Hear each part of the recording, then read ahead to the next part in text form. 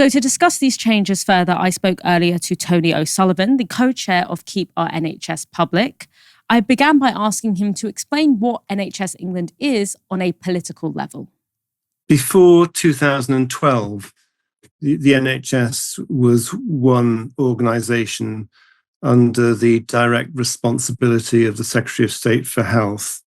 Now, politically, when the Conservatives came in, it wasn't in their manifesto, as we may remember, but they underwent the most huge and damaging reorganisation of the NHS with the 2012 Act.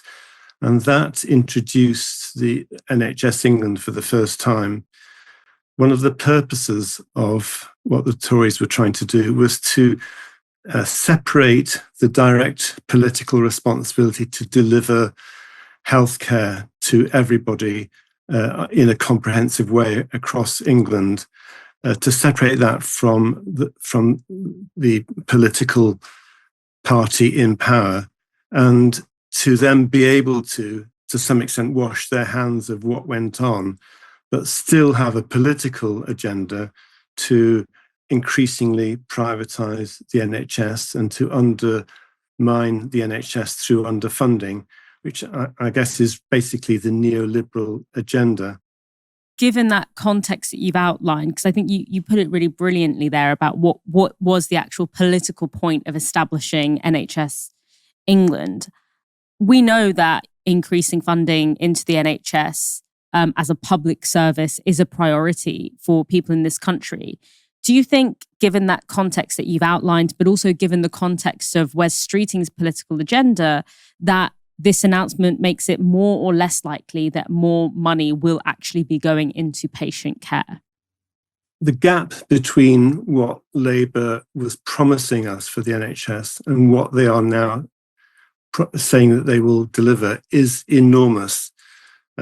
We all were probably very glad to see the back of the Conservative government, but for 14 years of underfunding according to need, according to expanding population, increasing age demographic, and increasing needs of the population, and a huge amount of increasing ill health, including since COVID, of course, the gap in funding is truly tremendous, so that think tanks like the King's Fund and Nuffield Foundation regard the underfunding to be equivalent to 30 or 40 billion pounds per year over the last 10 to 14 years. And if you add that up cumulatively year on year, that is why the hospital ceilings are falling down, that the primary care centres, 25% predates the NHS being set up in 1948.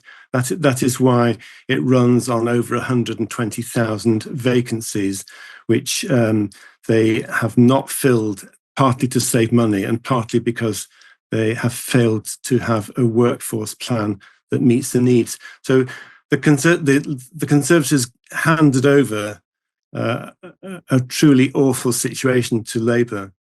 But Labour, it should be in their DNA to promise to protect, restore and rebuild the NHS. And I'm afraid that is really what they're failing to do. In relating to that as well, when you talk there about in January when Wes Streeting and Keir Starmer appeared to open the door more to increase privatisation of our NHS. The point of abolishing NHS England, that, as according to Wes Streeting, is to democratise the NHS, to bring it back into state control. Should we be concerned that, given the previous measures implemented by Wes Streeting and his relative openness to using the private sector in the NHS, should we be concerned that giving him the fact that this is giving him more direct control over the NHS, with all of the problems that come with NHS England, should we be concerned that him having more direct control over the NHS could mean an acceleration of the integration of the private sector into the NHS? It's a real dilemma. As campaigners, we campaigned against the acts that that ruptured the responsibility of the Secretary of State for providing care. In one sense, he's taking that back now, and taking back a huge amount of power. But he's also threatening to sack 10,000 people that are actually helping the running and the management of the NHS, both in national structures and in local structures, and turning the integrated care boards, of which there are 42 now around the country, turning them into mainly commissioning agents, i.e. The bodies that contract out the NHS services, either to the NHS or, alarmingly, to the private sector. Now, on the one hand, I can say the Secretary of State should be responsible for the NHS, and in acting out his or her duties, he's responsible to Parliament, and Parliament is responsible to the people in subsequent general elections. So in a way, that's right. But if we have a bully who thinks he can bully his way to get his agenda pushed through, and he's got several actors from the Blair era in post now, as I'm sure you know, but Alan Milburn was Secretary of State back in the early 2000s, and Paul Corrigan and Penny Dash was an international operative for McKinsey, an advisor to several governments, and now she is going to be chair of NHS. Oh, actually, she's chair of NHS England. It's going to be abolished. So what am I talking about? But if he takes ultimate control and his agenda is to drive through greater partnership with the private sector, then we are really worried. And yet, on the other hand, it's very clear who we should be challenging. Rather than managers in the NHS England structure, we have a direct political challenge to us. Can we take the arguments to central government, who they've taken back control, they've taken back responsibility, and we have to make them answerable for the mess that they may be about to create in the NHS, even worse than it was before.